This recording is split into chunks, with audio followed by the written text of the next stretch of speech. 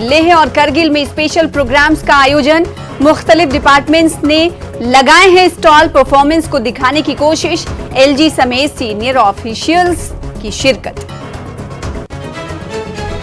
National conference leader Omar Abdullah Kargil के 2 दिन के दौरे पर द्रास में बड़ी संख्या में किया लोगों ने वेलकम। उमर अब्दुल्ला ने हुकूमत पर साधा निशाना, कहा नहीं देने जा रहे थे करगिल आने की इजाजत।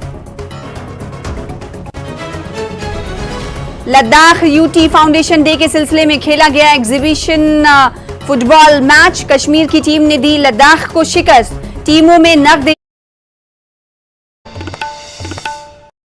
टूरिज्म डिपार्टमेंट ने इश्यूज हो वो बता रहे। सबको मुबारकबाद पेश करता हूं। LHD कैमरामैन निसार हुसैन के साथ न्यूज़ 18 लद्दाख के लिए ले से। वहीं करगिल में भी 3rd यूटी फाउंडेशन डे मनाया गया। इस हवाले से एक तकरीब का आयोजन हुआ। LHDC करगिल के chairman Firoz Ahmad Khan chief guest रहे। मुख्तलिफ डिपार्टमेंट्स की जानिब से स्टॉल लगाए गए हैं। पिछले 3 सालों की कारकर्दगी को भी दिखाया गया है। कल्चरल प्रोग्राम भी पेश किए गए। फिरोज खान ने डिस्ट्रिक्ट में मुख्तलिफ सेक्टर्स में हुई डेवलपमेंट और कारकर्दगी के बारे में जानकारी दी। खान ने फंड्स फराहम करने पर यूटी एडमिनिस्ट्रेशन और LG लद्दाख का शुक्रिया अदा किया। मैं LHDC की तरफ से सबको मुबारकबाद पेश करता हूँ। यूटी बनने के बाद अभी जो हमारा बाहर आप लोगों ने स्टार्स वगैरह देखे होंगे, उसके अलावा भी क्योंकि हम सिस्टम में हैं तो हमें ये मालूम है, ये एहसास है कि यूटी बनने के बाद हमारे यहाँ पे क्या क्या डेवलपमेंटल एक्टिविटीज हुए हैं। तो उसमें मैं इतना कहना चाहूँगा कि यूटी बनने से पहले हमारा जो डिस्ट्रिक्ट का बजट हुआ करता था वो तकरीबन 1400 करोड़ का बजट होता था, जिसमें से हार्डली 60 करोड़ जो है हमारे डेवलपमेंटल एक्टिविटीज के लिए हमें मिलता था। और यूटी बनने के बाद अगर आप देखेंगे आज के डेट में पूरे लद्दाख यूटी का जो बजट है वो तो तकरीबन 6000 करोड़ का बजट है, लेकिन जो हमें मिलता है, डिस्ट्रिक्ट को हमें मिलता है, वो है हमारा 332 करोड़ प्लस 58 करोड़ जो हमें सब्सिडी में मिलता है। तो इसी फिगर से हमें ये अंदाजा होता है कि नेचुरली जो डेवलपमेंटल एक्टिविटीज है उसका पेस तो बिल्कुल हर लिहाज में जो है वो बड़ा है। जब से यहाँ यूटी अलग हुआ है, लद्दाख अलग यूटी बना हुआ है, तब से डिपार्टमेंट ऑफ एग्रीकल्चर ने बहुत सारे फैसले लिए हैं, बहुत सारे डेवलपमेंट के काम्स किए हैं फार्मर्स के लिए। सबसे मेन तो हमारा है ऑर्गेनिक, लद्दाख पूरे यूटी को 2025 तक हमें ऑर्गेनिक बनाना है।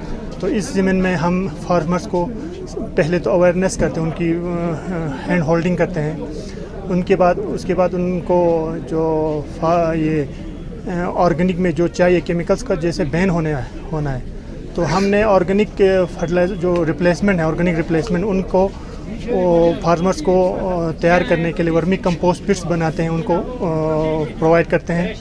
इसके अलावा वर्मी कंपोस्ट भी हम बाहर से सप्लाई देते हैं उनको।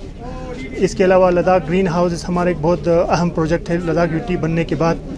टूरिज़्म डिपार्टमेंट ने दूसरे डिपार्टमेंट्स की तरह यहाँ भी आज के celebration of UT foundation day पे यहाँ पे स्टॉल लगाए हुए हैं, जिसमें यूटी बनने के बाद जितने भी अचीवमेंट्स टूरिज़्म डिपार्टमेंट ने किए हैं वो डिस्प्ले करके रखा है। ख़ासकर इसमें मेजर हमारे अचीवमेंट्स टूरिस्ट फिगर का है।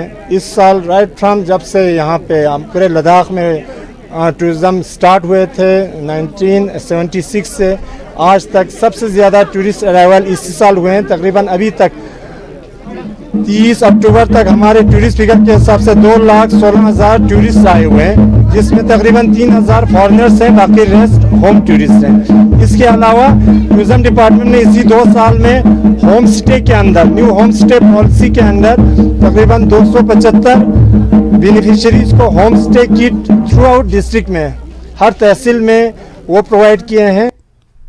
साबिक सीएम और नेशनल कॉन्फ्रेंस के सीनियर लीडर उमर अब्दुल्ला करगिल के 2 दिन के दौरे पर हैं। वो इस सिलसिले में द्रास पहुंचे। यहां उनका शानदार वेलकम किया गया। बड़ी संख्या में द्रास में लोगों ने उमर अब्दुल्ला का वेलकम किया। नासिर असलम वानी भी उनके साथ मौजूद हैं। कमर अली आखून, हाजी हनीफा खान समेत दिगर लीडरान ने उनका वेलकम किया। उनके कारवां में सैकड़ों गाड़ियां शामिल थी। जो उन्होंने आपको हमसे अलग करने का फैसला किया, वो अगर आपके दिल की तमन्ना होती तो इनको किस बात पे घबराहट? अगर ये आप लोगों की मांग थी, अगर ये आप लोगों को चाहिए था, अगर आप इस फैसले से मुतमईन थे, अगर आप खुश थे, तो फिर यहाँ माइक होना ना होना, डाक बंगला रहना ना रहना कोई फर्क नहीं पड़ता। और क्या नाराजगी का इजहार सिर्फ साल में एक दिन होता है? आज 31 अक्टूबर है, पता नहीं क्या दिन मनाया है इन्होंने। तो अगर आज माइक नहीं है, अगर कल होगा तो क्या जमीन आसमान का फर्क पड़ेगा? अगर कल करगिल से वापस आते हुए मैं यहाँ सिस्टम लगा के तकरीर करूंगा तो क्या आज और कल में कोई बहुत बड़ा फर्क पड़ेगा?